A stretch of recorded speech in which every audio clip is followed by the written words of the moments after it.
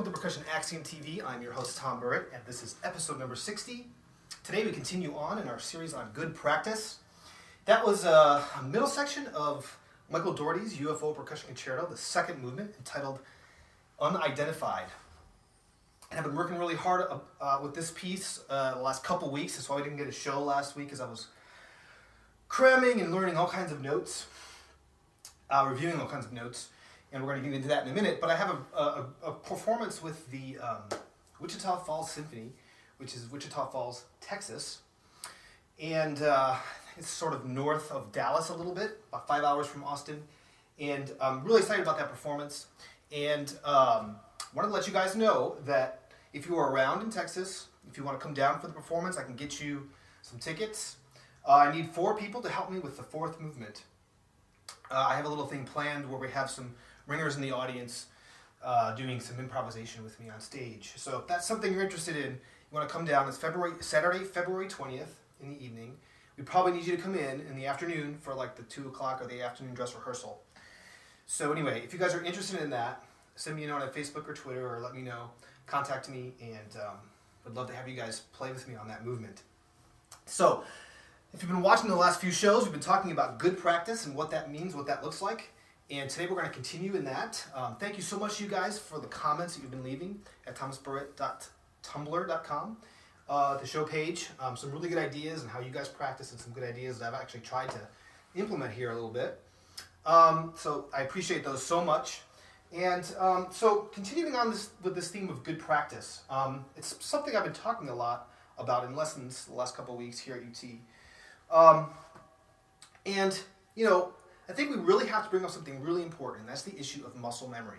Okay, muscle memory is something that I don't think we really talk enough about or understand really well. And I think we all could be more careful when we practice in regards to muscle memory. And I have no exception to that. You know, I always could do better when I'm practicing when it comes to understanding how muscle memory works. And basically, here are some of my thoughts on that issue. Muscle memory is sort of made up of 2 components, okay? We have our head that should know the music, and we have our hands that should know the music. They each have a separate role. The hands have the role of remembering general motions, okay? And the brain has the task of remembering specific notes, specific places to go. There have been a few times where I've had some memory slips where, you know, my hands are going in sort of the general correct direction, but they're missing specifics of maybe playing spot and sometimes notes. So when my brain decides to take a break while I'm playing, that's generally what happens. They don't usually stop. My hands are generally going in the right direction. So it's that connection between what we're doing here, what we're thinking, and telling the specifics of what our hands should go. So that's important to understand. All right. So if that's true, which I think it is, then our hands really have no ability to decipher between right and wrong, because that's really our brain's job, okay? So if that's true, then we really have to be careful about the motions we make, okay? Because our hands are really good at remembering motions. If they weren't good at that, then we wouldn't be able to play at all, because we have one of the few instruments that, you know, we actually don't touch physically when we play it. And that's really critical to understand. Think about that. Most other musicians, when they play a physical instrument, are actually touching the instrument. So muscle memory, I think, to percussionists is even more important than perhaps to any other musician. So if all this is true, then we cannot confuse the hands. If we miss a note just one time, if we miss a playing spot, right, because there's 2 parts to accuracy, the correct note and the right spot in that note, if we miss any of those 2 things at any time, our hands try to remember that mistake. So if you really think about that concept, it's sort of sobering. You know, that could actually mean that some of us are practicing actually incorrectly and actually getting worse, right? If that's true, if every time I make a motion and I try to remember it, my hands try to remember it, since they don't have any idea if it's a right or wrong motion, they're going to remember it anyway.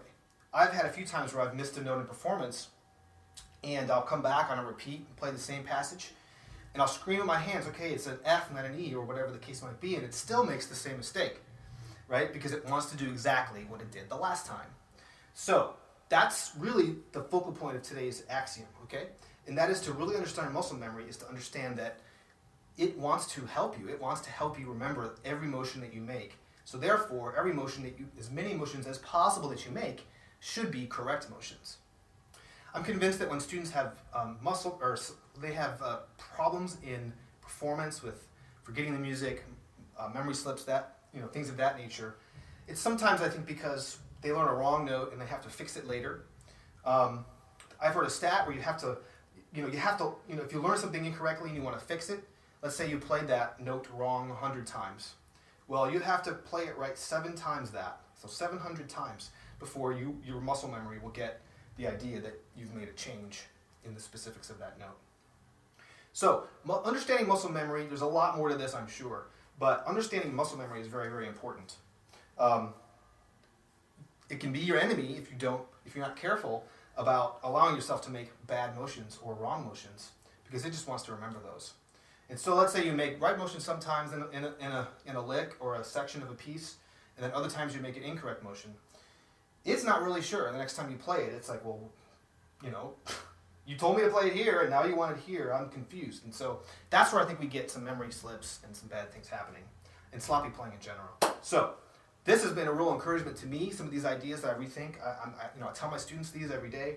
I always can do a better job with this, and want to play stuff too fast. So in the spirit of that last comment, I've also been looking at George Hamilton Green's instructional practice tips, and there's a couple things here that I think are really, really interesting and true. So I thought I'd just read a few of them to you. When practicing, keep hands low. Okay? Always strike with the wrist. Do not attempt to strike an arm movement. Use wrist-only action to raise a hammer to strike a note. When practicing, bear in mind that every note must be struck correctly. Every note. Don't go too fast. If you go too fast, you're going to be teaching yourself wrong motions. I love what he says here about when striking the bars containing the sharps and flats, always strike them on the extreme end of the bar, as in the end of the bar near this will enable you to develop greater speed and accuracy. You will find that the tone is just as clear at the end of the bar as in the middle. When sustaining a note with a roll, if striking the bars on the ends gives an inferior tone, it surely would show up on the records. Of course, all the phonograph records that George Hamilton Green did over the years. So, some really good tips from, very old, very good tips from one of the greatest xylophone players to walk the earth, and things that I think we can learn from. I have to be honest, I've never read that. It's embarrassing to say, but I've never read that. So, anyway, that's today's axiom. Muscle memory, understanding it, it's very, very critical. Again, we talked about this. This is sort of piggybacking to last episode, doing very slow, correct motions, and waiting to the last minute to increase tempo is always the best thing. Do not confuse your hands. Give them every option possible to succeed, and make sure that every time you make that motion in that section of that lick, that it's exactly the same as it was the last time. All right, that's today's axiom. Thank you so much, you guys. I've missed you over the last couple of weeks. More and more of you are leaving comments. Thank you so much. It means so much to me. Let me know if you're interested in coming to the Wichita Falls Orchestra Symphony Concert. When I'm playing UFO, I'd love to have you there with me, and we can play some improvisation together in the fourth movement. Follow me on Twitter, Facebook, all that stuff. And yeah, I think that's all for today. We're pretty much out of time. Thank you so much, you guys. And the question of the episode... Oh, I didn't think about a question of the episode. Let's see. Question of the episode is, what are your thoughts on muscle memory? I want to hear some good tips. What are your thoughts on muscle memory? Thank you so much, you guys, and have a great weekend and enjoy the Super Bowl.